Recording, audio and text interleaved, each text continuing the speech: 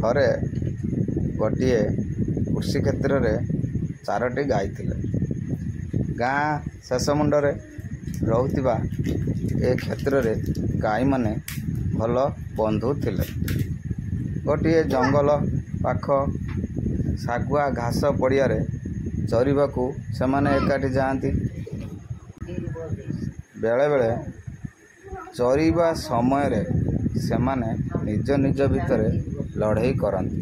ଫଳରେ ଗୋଟିଏ ବାଘ ସେମାନଙ୍କ ଉପରକୁ ସବୁବେଳେ ଦୃଷ୍ଟି ପକାଇଥାଏ। ସେମାନଙ୍କୁ ସେ ଆକ୍ରମଣ କରିବା ପାଇଁ ଗୋଟିଏ ସୁଯୋଗକୁ ଅପେକ୍ଷା କରିଥାଏ। କାରଣ ସେ ଜାଣିଥାଏ ଯେ ଏକାଠି 4 ଗାଈ ତାଠାରୁ ବଳୁଆ ହେବେ।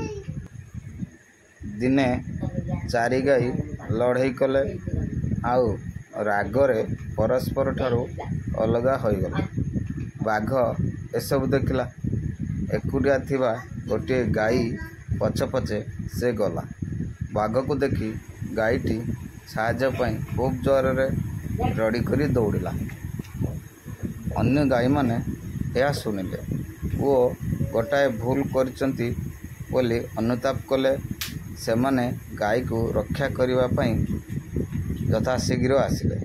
ବାଘ ସେତେବେଳେ ଦେଖିଲା ଯେ 4 ଗାଈ ଏକାଠି ତାକୁ ଆକ୍ରମଣ କରିବାକୁ ଆସୁଛନ୍ତି। ସେ ଜଙ୍ଗଲ ଭିତରକୁ ଦୌଡ଼ିଲା।